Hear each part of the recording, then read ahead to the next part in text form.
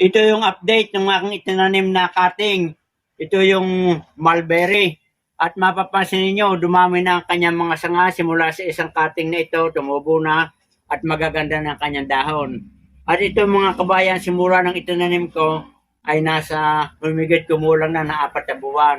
At sa awa naman Diyos, sa aking pagtsatsaga, ng aking pagdidilig ng mga organikong pataba, ito, nagkaroon na siya ng mga bunga. Kita niyo mga kabayan. Yung kanyang mga maliliit na bunga, hindi pa lang lumalaki ito. Halos lahat ng sanga meron, no? Kita niyo pati ito. Yan. Yan. Oh, ito mga kabayan, oh. Napakasipag bumunga pala nitong mulberry. At ngayon na ako nakapagpabunga nito sa tanim sa cutting dito sa ating polybag. Ito, malaki-laki na ito mga kabayan.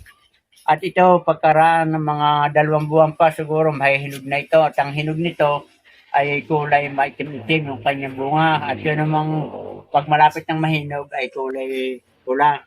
At yan mga kabayan, ganyan lamang. Subukan nyo kayo magtanim ng cutting ng mulberry. At talagang kayo ay matutuwa kapag kayo meron ganitong resulta na bumunga na at may makita natin yung ating pinaghirapan. At ang variety nito mga kabayan, ito yung Illinois, yung malalaki. Yan. So yan mga kabayan, hanggang dito na lamang at sana ay may natutunan kayo sa binahagi ko sa pagtatanim ng cutting nitong mulberry.